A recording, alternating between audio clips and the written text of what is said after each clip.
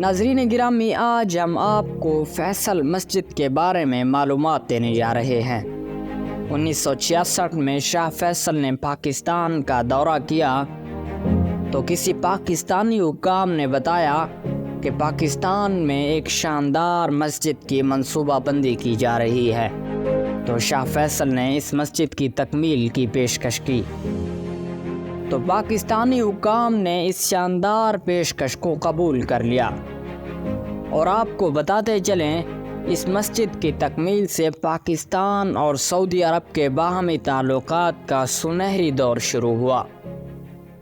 1974 میں جب دوبارہ شاہ فیصل پاکستان تشریف لائے تو انہوں نے باقاعدہ 10 ملین سعودی ریال کی پہلی قسط بھی ادا کی۔ اس کے بعد مسجد کی تعمیل کے لیے دنیا بھر کے آرکیٹیکٹ کے درمیان نقشہ نویسی کا مقابلہ بھی کروایا گیا۔ اس مقابلے میں تقریباً دنیا کے 43 ممالک سے نقشہ نویسیوں نے حصہ لیا۔ ترکی سے تعلق رکھنے والے ویدت ڈیلوکے نے یہ مقابلہ جیت لیا۔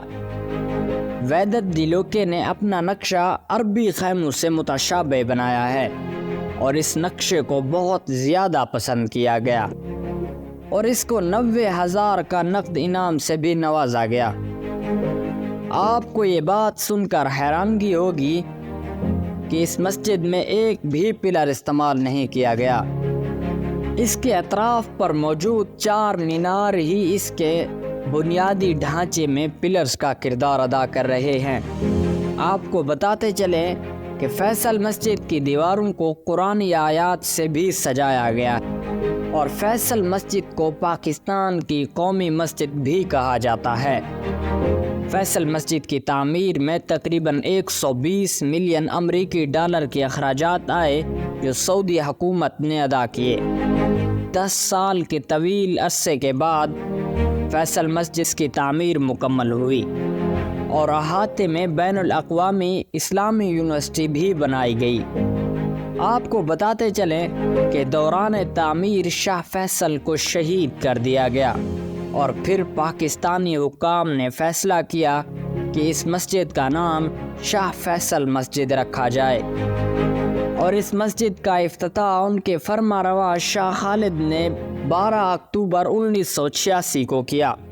فیصل مسجد 5000 مربع میٹر پر محیط ہے، اور بیرونی احاطے کو شامل کر کے اس میں بیک وقت تقریباً 1 لاکھ نمازیوں کی گنجائش ہے۔